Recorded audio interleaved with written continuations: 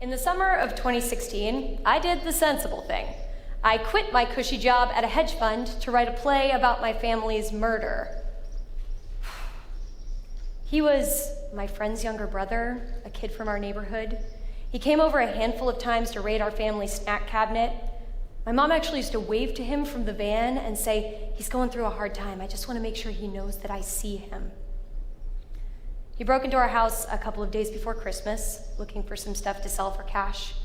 When he came across my brother Jim asleep on the couch, he panicked, shot him, and fled the scene.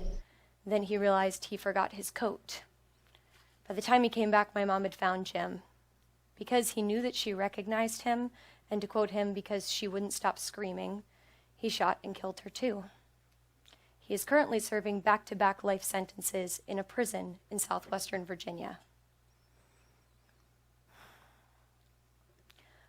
Over the course of the next 7 years, I somehow managed not to hate him, but my grief and trauma did something a little bit weirder. He became a non-person to me. He wasn't a person, he was the face of all evil. He was the twister that came through and ripped up our house and threw it in some hellish version of Oz. But not a 17-year-old boy, or I realize now, a 24-year-old man, a man who came of age in a cell if he came of age at all. And as I sat down to write the villain of my play and my life, I realized I had a name, some fractured childhood memories, a brief court document, and nothing else to go on. So I went to the source of all answers, Google. I Googled his prisoner ID number, and that's when the internet sucker punched me in the face. 2/3 of prisoners in his penitentiary spend 23 hours a day in solitary confinement in 8x10 cells with slats for light. Conditions are so bad that in 2012, the entire prison went on a hunger strike. And as I scrolled through case after case of human rights violations at this prison, suddenly, he became a person to me again. I remember the first time I saw Mom and Jim's bodies in the funeral home, how my hand recoiled when I felt the small destructive supernova that the bullet made in the back of Jim's skull. My mom's face just collapsed in on itself. Not her, just flesh and bones in that black dress we'd bought at Kohl's the week before. Those were my most painful memories. But when I pictured him, beaten, starving, crying out in a dark cell, yeah, that was somehow just as painful. And I realized it was because we were still connected. That steel tether of trauma that he hooked into my side when he killed them was still there, and I had been lurching against its pull and dragging him through the mud for the past 7 years, whether I knew it or not. And it was with a little horror that I realized that he may have killed them, but I chose to keep us connected. And so after weighing through all the options, I mean literally every option at my disposal, I realized the only way to get rid of this dude was to forgive him. That was a real bummer of a conclusion to come to. Because the truth was, I thought that I already had forgiven him. I told my friends I forgave him. I told my family I forgave him. I even said, "I forgive you" in the national news. So if saying you forgive someone is not the same thing as doing it, why was this guy still hooked into my side, dragging me around, making me do dumb things like quit my job to write a play? Turns out there is no fake it till you make it in forgiveness, even though that's exactly what society expects us to do. So how do you forgive effectively once and for all? That question started another Google rabbit hole, and then the theological rabbit hole, and then the psychiatric journal and medical journal rabbit hole, until finally my poor husband came home to a frantic wife, feral, just pacing the apartment, spewing statistics about forgiveness like, "Did you know that there are 62 passages in the Bible with the word forgive, and 27 with the word forgiveness, and not a single one tells you how to do it?" They just say how great it is. It's like the Nike of spiritual gifts. Just do it. Oh. And then there's this Dr. Wayne guy over here who says, to forgive, we've just got to let go and be like water. What does that mean? My husband approached me very cautiously. "Sweetie, what you doing?" Trying to forgive the kid who killed my family, but nobody will tell me how.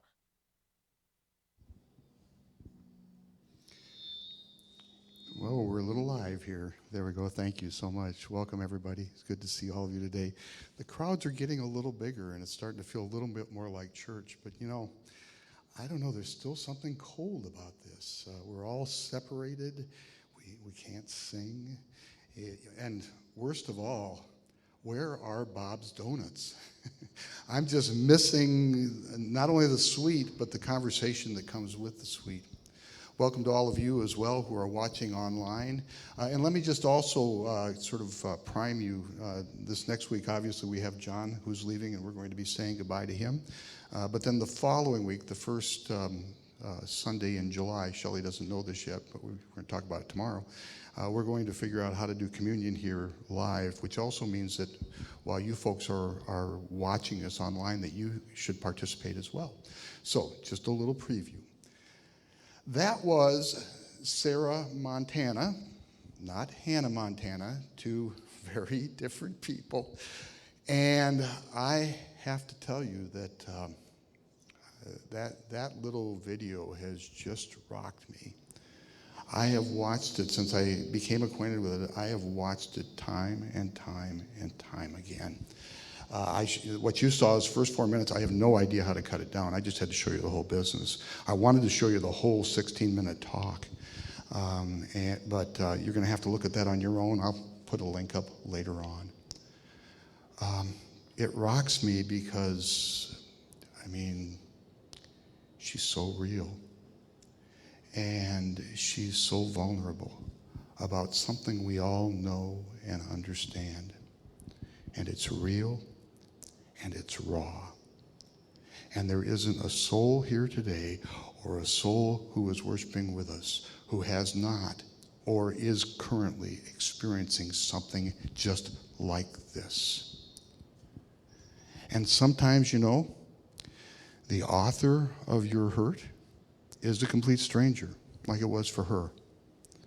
Just as often, it's someone you know and trust. Sarah's also right when she talks about the Bible. That, the Bible all over the place talks about forgiveness, but no place does it tell you how. And today's lesson, the one that John just read, is a perfect example. In fact, I don't know about you, but when I read that lesson, when I hear that story, Stephen sounds to me like he's superhuman. And that's not good for us, because there are far too many people out there who, in the first place, believe that being a Christian requires superhuman skills. No, that's not good for us. So, I wasn't going to talk about this today. I have to tell you that I had another sermon in mind. I was going to talk about the first part of the story, where Stephen and 6 others are called amongst the Christians to go out and minister to people who can't help themselves, to help those who can't help themselves. And so while he's doing this, he also comes to the realization that God's Spirit is calling him to speak out against a societal system that fashions itself to be God-like and God-doing, but also ignores the least among them. And what a perfect sermon for a sermon series that's called Spirit-Led, a church on the move, right? But then we come to this ending of this story, this Mount Everest of an ending. And Stephen calls out to God with his dying breaths. And as the stones are raining down upon him, he says, Lord, do not hold this sin against them. There's something even more perplexing about this, because you might not know it, but contrary to what it looks like, this is not the work of an angry mob that has just sort of lost itself momentarily. No. What happens to Stephen is planned. There is beginning with chapter 6 and all of chapter 7 is a drumhead trial, the outcome of which has already been predetermined. And Stephen is a patsy. He has been set up, and what's more is he knows it. And he's seen this happen before because he's seen stonings before. It's a regular part of society. He knows what's coming next. He knows that there is going to be stopped ears and screaming out so that you don't have to listen to this man anymore. And then he knows that they are going to take him and they're going to carry him outside of the city walls. And then he knows the witnesses are going to strip down from the waist up and give their coats to someone else. We'll talk about that someone else in a couple of weeks. Give their coats to someone else so that they can do their hot, sweaty, murderous work. He sees it coming. He knows it long before it happens. He knows that it's going to start with a few stones, and it's going to end with a feeding frenzy. Lord, do not hold this sin against them. Who does this? How does it happen?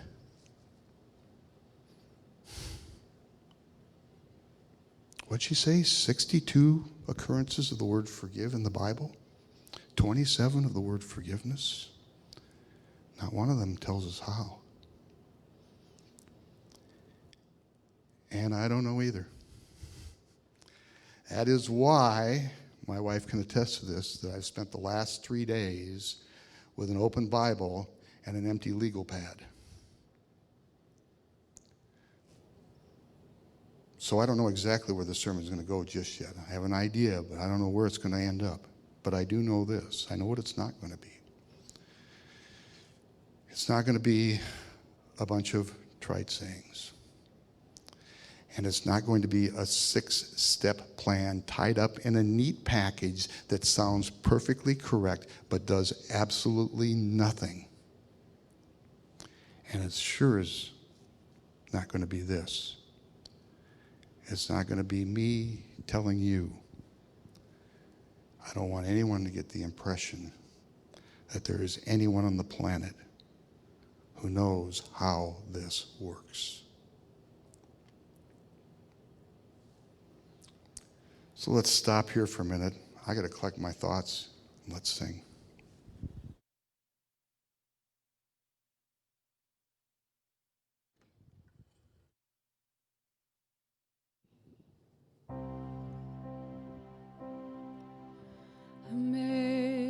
Amazing grace, how sweet the sound that saved a wretch like me. I once was lost, but now am found. Was blind, but now I see. My chains are gone, I've been set free.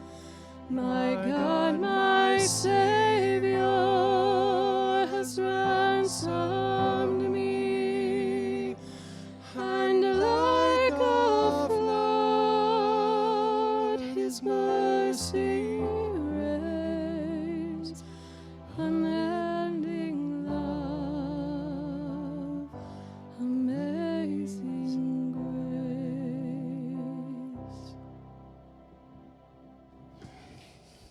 Yeah. Thank you. I think I should just stop and let you guys carry us away. So, I don't know how, but maybe the best thing to do then is to tell you what I do know. And it starts with this.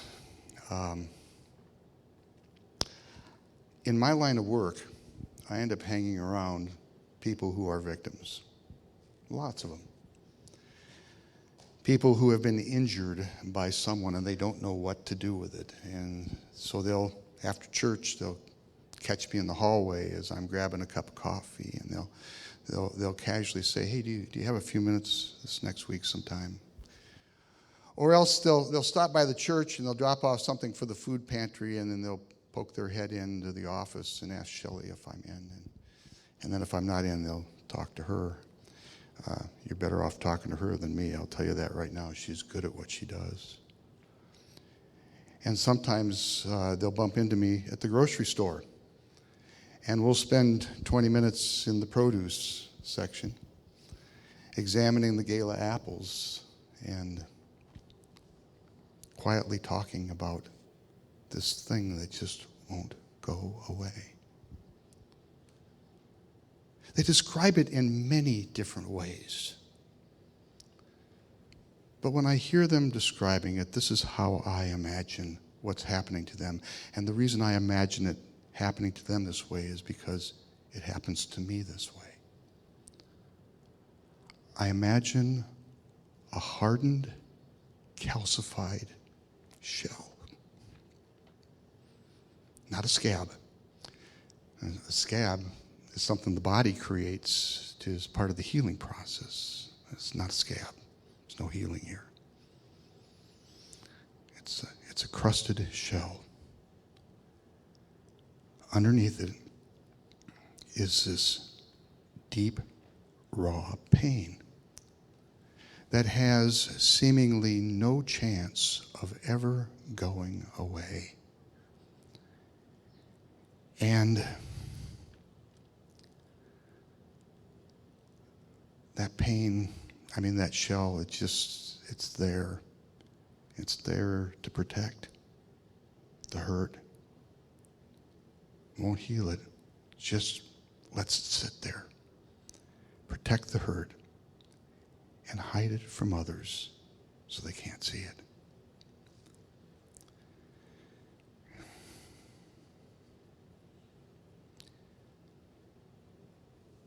And on the other side of that pain, that wound, is the person who created it. And like Sarah said, it's just like you're tethered. The hook is in your side and you can't get it out. And, everyone tells you need to forgive. And you're supposed to give. The Bible says so. And then you read stories like Stephen, the superhuman. And that somehow makes it worse because no matter what you do, you can't get past it. It's still there. And it just gets wider and deeper. Y'all know what I'm talking about? Y'all been there. And here's the thing.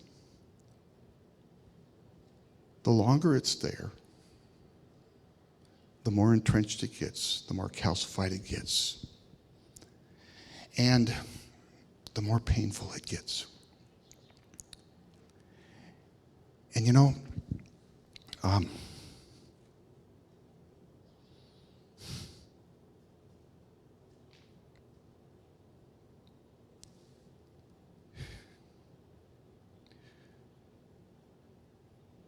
it's like this. You're attached to this person and you're looking for something because someone has hurt you. They owe you. They owe you something. Sometimes that owing, you believe, rightfully so, comes in the form of an acknowledgement. Maybe an apology would be good. Sometimes that owing comes in the form of a hope that the person who has injured you or continues to injure you will somehow change and see his or her way. Sometimes the owing comes in the form of a desire for justice. Maybe some punishment will take away the thing that is in your heart.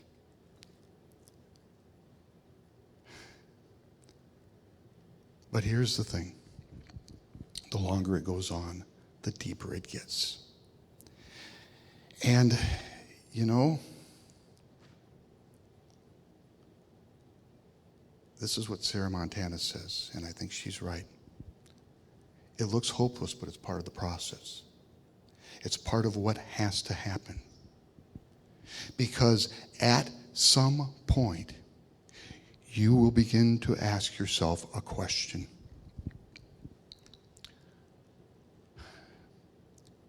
Is the waiting for what's owed you more costly than what you are willing to spend? Because as this thing goes on, you become attached to him or her. It becomes attached to you so that your world gets smaller and smaller and smaller. And so that if it goes long enough, there's only one thing that remains. And you don't want that anymore. The cost has become too high. And so, at that point, forgiveness becomes a possibility. You will say,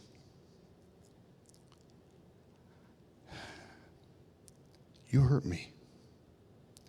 And that's not okay, and it's really never going to be okay. But I'm done waiting for whatever it is you owe me. The apology, the hope for change, the justice, the punishment. I'm done waiting for that. I've just got to let this thing go. I can't do this anymore. I'm losing too much of myself.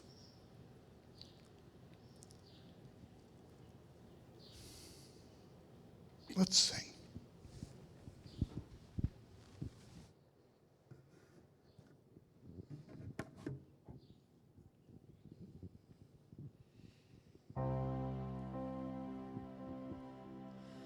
Was grace that taught my heart to fear, and grace my fears relieved.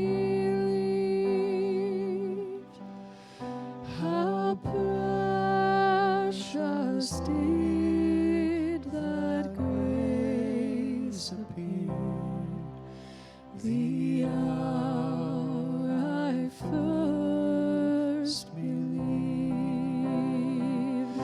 My chains are gone, I've been set free.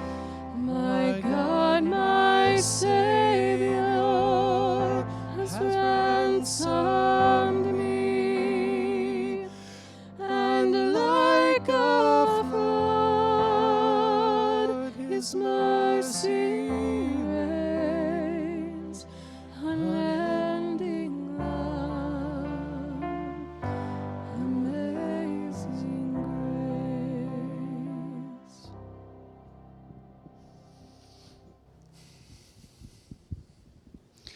So, forgiveness becomes a possibility, according to Sarah Montana, and I think she's right. Forgiveness becomes a possibility when waiting for what I am owed comes at too high a cost. And the cost is that life of yours that keeps shrinking and shrinking and it's getting crowded out by an injury. And I have to tell you, I think that's probably why the Bible talks about forgiveness, but never tells you how. Because there is no one how. There is no 6-step process that's going to get you through some surefire prayer or work or this or that when you get to the end of it, there you are, you're done with it. It's not going to happen that way. It's not one size fits all. Forgiveness is something else. It's more like a journey, I think. I think that's why the Bible doesn't give prescriptions. Instead, it just talks about it. It talks about the life that it gives and the freedom, because that's really the end game here, right? Freedom. Freedom from pain and that hook that's attached to someone else that draws you closer and closer and crowds out the core of who you are. And I have to tell you that, my friends, that's what we're about here. It's why in my line of business I get to know people who are hurting.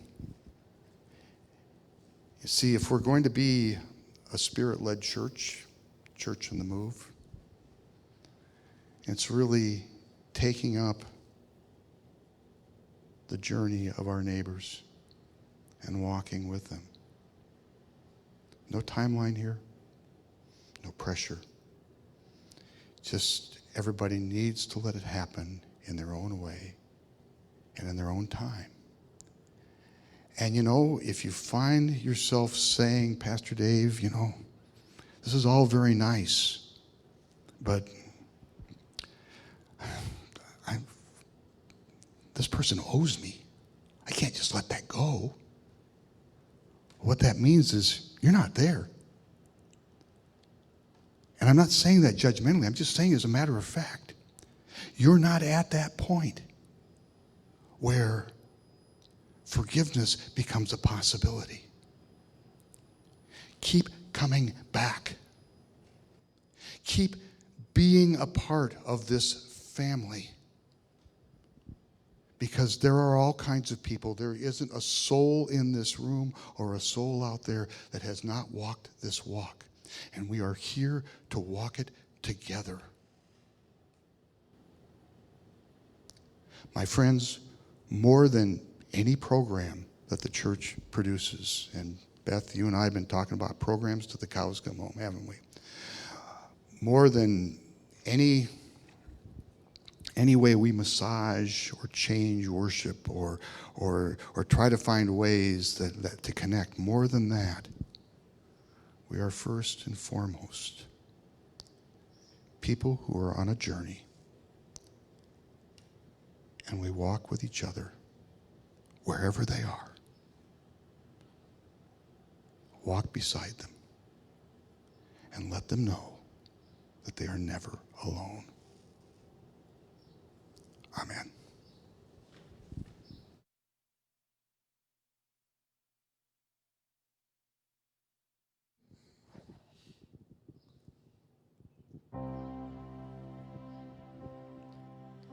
The Lord has promised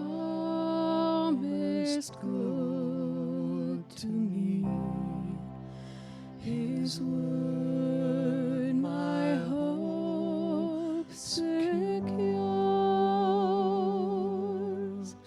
He will my shield and portion be. As long as life endures, my chains are gone, I've been set free.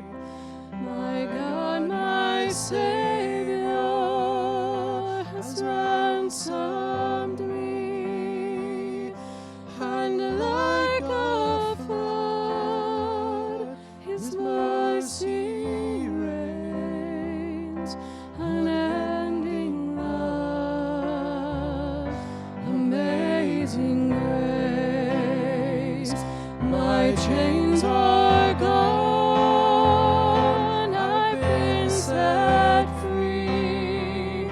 My God, my Savior has ransomed me, and like a flood, His mercy reigns, unending love, amazing grace.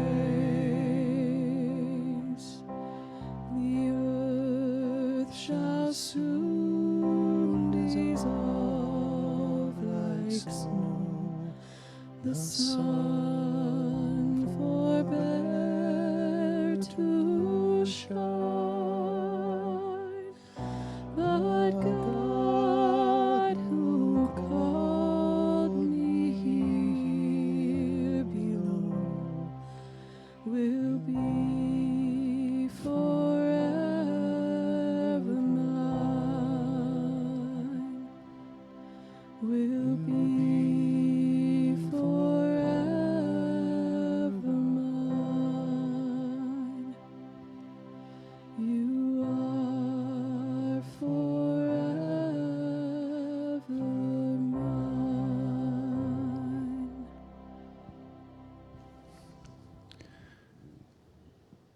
May God bless you and keep you now. May you go in his peace. And wherever you are on this journey, may you find peace. Know that there are people who will not leave you alone, because they are the hands and feet and voice of the Savior. Go in peace, my friends.